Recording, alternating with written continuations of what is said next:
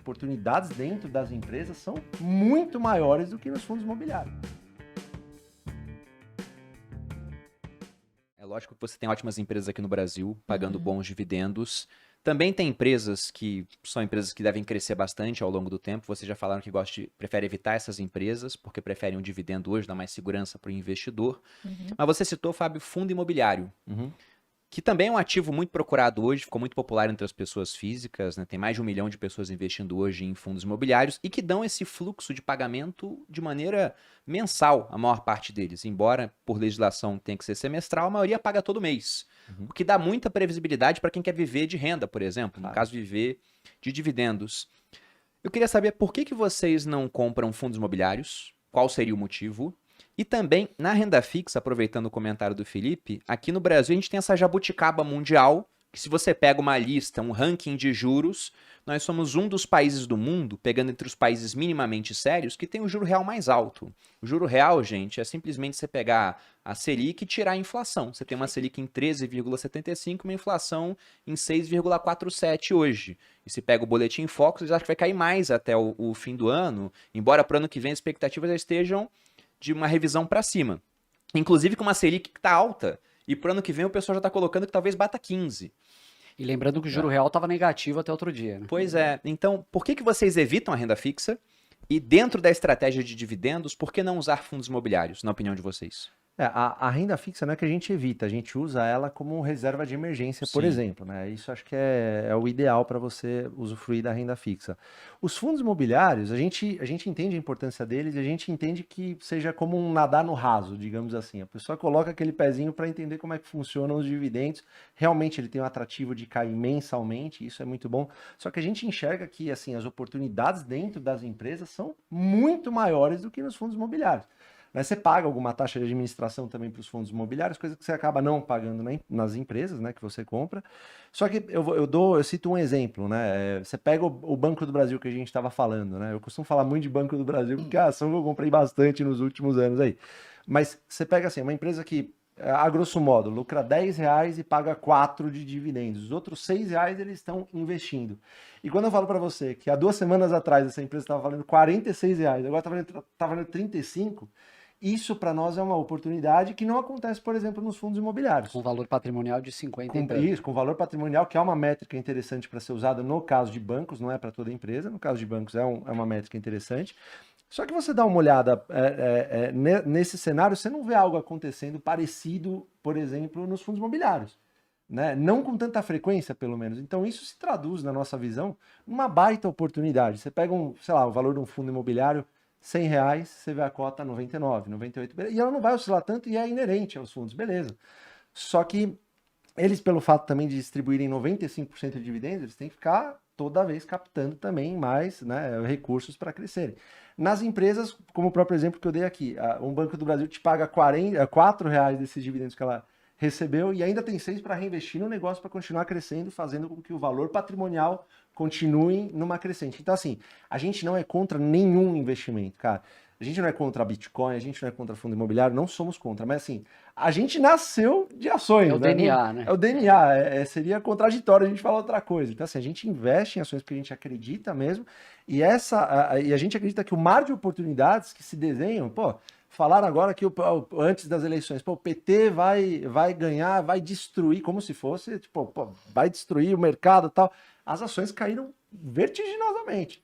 É uma oportunidade na nossa visão. Né? Então, isso a gente não vê com tanta frequência nos fundos imobiliários. Cai menos. Exatamente. É mais estável, então a oportunidade tem menos oportunidade. E se você tem empresas que pagam o dividendo igual ou superior a muitos fundos imobiliários. Acontece que elas não pagam mensalmente. Então, acho que a pessoa acaba ficando um pouco mais receosa em relação a isso. Até porque talvez seja mais fácil até avaliar imóveis, acho que para o brasileiro, do que ações. Tem muito disso também, né? Avaliar uma transmissora de energia. Não é todo mundo que sabe que tem um contrato de 30 anos, que se ganha uma RAP e tal. É um pouco mais difícil do que você explicar. Aqui tem um prédio e é assim que acontece. É verdade. Não, eu acho que tem uma fragilidade que é o seguinte, eu duvido muito que essa fé que as pessoas têm hoje, porque tem uma legião de, né, seguidores ferrenhos aí dos FIIs. Eu duvido muito que essa legião continuaria tão fiel se algum dia, por exemplo, os FIIs não pagassem mais essa renda mensal. Eu acho que cairia por terra, por exemplo, toda uma estratégia, né? Já as ações já se provaram inúmeras vezes em diversas outras adversidades, né? Inclusive na tributação de dividendos. Então, até 95, o dividendo no Brasil era tributado. E a estratégia não morreu, inclusive ela nasceu numa época em que os dividendos eram tributados, né? Então, pensando em perenidade e pensando justamente também no que o Fábio disse de oportunidades, né? Realmente, de fato, quando você aprende a fazer isso com ações, você simplesmente não quer fazer com outra coisa, né? Sobre renda fixa, eu gosto de dividir em 3 caixinhas, né? A caixinha da bolsa, ela tá na terceira, que são os investimentos de longo prazo. Sempre. Sempre, não pode ser diferente disso.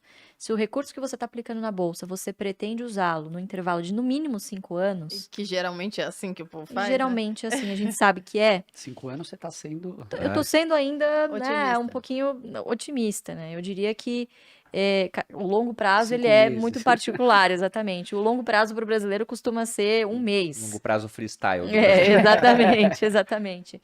Então, a renda fixa, você aproveita, obviamente, as taxas que a gente tem hoje são extremamente interessantes para outros objetivos de curto e médio prazo. Então, curto prazo, que os meninos disseram também, a reserva de oportunidade, a reserva de emergência. Então, lá para 2020, você via muita gente comprando ações no pico, porque simplesmente não achava interessante deixar parado num CDI, rendendo, sei lá, nada, rendendo nada. 1,9. Então, porra, pra que eu vou deixar? Não, eu vou comprar alguma ação aqui e vou deixar lá. Pô, e o que o cara viu depois foi o negócio despencar, né? Então, a primeira caixinha é do curto prazo. A segunda caixinha são dos objetivos, dos sonhos que você quer conquistar. Então, poxa, pretendo guardar dinheiro para comprar uma casa, pretendo guardar dinheiro para comprar um carro, quero viajar, vou casar, né? Eu quero me programar para algum objetivo de vida. Aí sim, poxa, tem diversas oportunidades aí, concordo contigo, diversas oportunidades hoje na renda fixa, que em pouco tempo você dobra o seu capital, né? Então, obviamente, se você tem algum objetivo desse tipo, use a renda fixa. Agora, se o seu objetivo é multiplicar o seu capital várias vezes, nada melhor do que empreender. Algumas pessoas não têm aptidão para empreender. Por que não empreender na bolsa?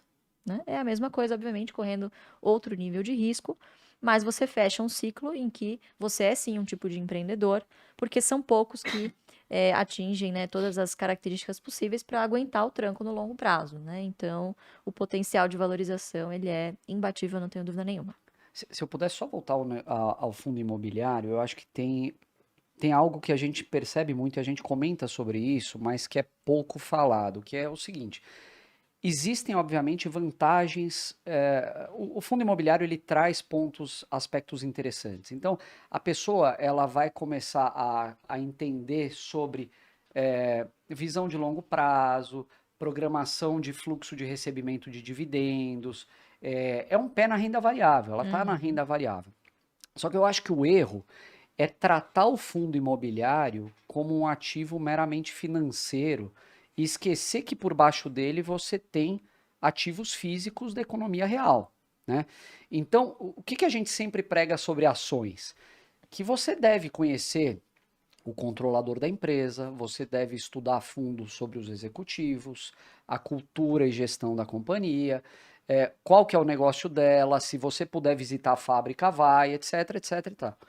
Quando você vai para o fundo imobiliário, em teoria, você deveria fazer exatamente a mesma coisa. Qual que é a governança desse fundo? Qual que é nem sei se é um estatuto que chama, né? Você tem um mandato ali do gestor. Quais são os ativos que ele tem debaixo dele? Vai visitar alguns, vai entender como que tá, vai participar, tem call de resultado. Então, o envolvimento quando a pessoa tem um fundo imobiliário na carteira é muito superficial. E eu acho que isso é um erro. Assim como se esse envolvimento superficial for em ações, também é um erro. Porque você não é um sócio, você é simplesmente um passageiro ali do home broker e refém do mercado, o que é sempre ruim.